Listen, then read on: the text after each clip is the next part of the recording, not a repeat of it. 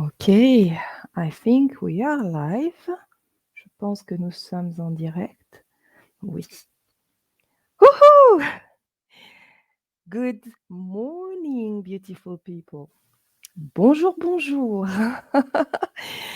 Comment allez-vous? How are you today? Well, first thing first, welcome to this new episode of the Word of the Week with the Language Maven, brought to you by my company trancentralptyltd Limited. I am your host, Evaarissani, and as usual, it is my utmost pleasure to be with you today. Are you ready to enrich your vocabulary, to enrich your knowledge, to get more translation tips? Well, I sure am. And before we start with the word of the week in French, I would like to wish a happy International Women's Day to all our queens out there. Excellente journée internationale des femmes. J'espère que vous allez passer une agréable journée. Et tout de suite, commençons avec le mot de la semaine en français. So, why did I choose this word, l'état des lieux? I'll give you a context. I was translating a document I received from a client, and the document was in English. It was a contract to purchase a property. I learned so much on that document. It was like a 25-page document, and I did a lot of research. But I was happy while doing this because I learned so much. So I thought, why not just choose two words from what I learned yesterday? And that's why I came up with l'état des lieux. Est-ce que vous comprenez ce que ça signifie, l'état des lieux? En fait, pour comprendre, il faut connaître un petit peu. So, today's show or today's episode is using words from real property, the real estate, from real estate, everything that has to do with properties. Donc, l'état des lieux, qu'est-ce que ça signifie?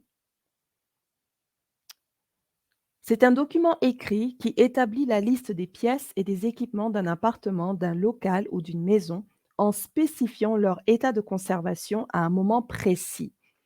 Et ça, j'ai tiré ça d'un site internet et voici la source. Donc, vous pouvez également aller lire les informations qui sont partagées. C'est très intéressant.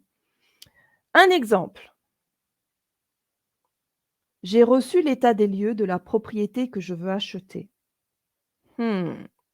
Donc déjà, vous comprenez ce que état des lieux signifie.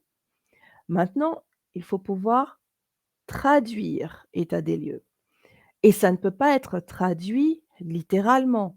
Donc ça signifie qu'il faut comprendre d'abord et ensuite il faut chercher.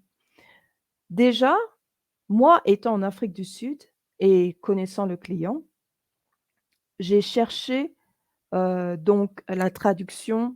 Bon, bien sûr, dans ce cas-ci, j'ai pas eu à chercher parce que j'ai traduit de l'anglais vers le français. Donc j'ai le terme, en anglais, donc j'ai pas eu besoin de faire de recherche pour ça, mais j'ai eu besoin de faire des recherches pour la traduction en français et donc c'est l'état des lieux. Quelle est la traduction possible, donc en anglais, de l'état des lieux?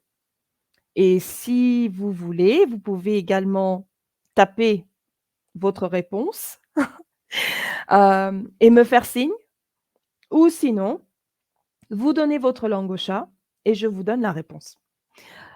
Et là, je vais vous donner la réponse. Alors la réponse, c'est Property Condition Report et j'ai mis Afrique du Sud parce que c'est dans le contexte de l'Afrique du Sud. Parce que selon les pays, ça peut changer, vous voyez? Les termes ne sont pas figés, donc ça peut changer selon les termes, selon les pays. Alors maintenant, on passe et bonjour à tous ceux qui sont là. Hello everyone!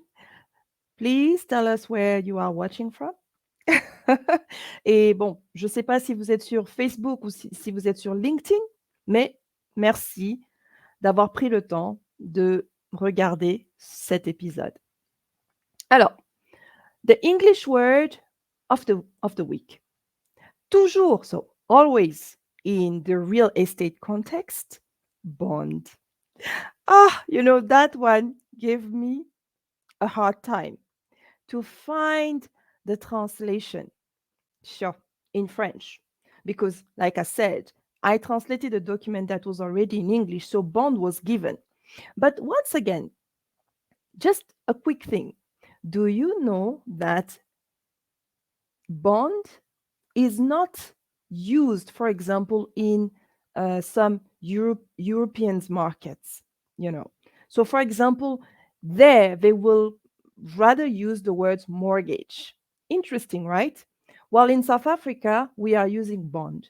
So when you apply for a bond, we understand what it means. But like if you go in a different country, in a European country, they might not understand what you mean by bond. So you see how important the context is and how localization is also very important. So, what does bond mean in this context? In South Africa, a bond is an amount borrowed against a property for purchase. And the source is there. So you are free to go and check it out as well. This is part of cultural knowledge as well. And the suggested translation is crédit bancaire, crédit immobilier. Et voilà. Et vous avez une source aussi. So you have the reference as well. Et voilà, c'est tout pour aujourd'hui. That's it for today. So, just a quick reminder, tune in tonight at 7 p.m. South African time to watch my inspiring interview with my sister from Ghana, Angela Nkoma. We touched on the role of storytelling in language use. This is our gift to all the queens out there. It's very interesting, and I think it's something we all need to develop as a skill. Storytelling. It's in us anyway. It just needs to be more developed.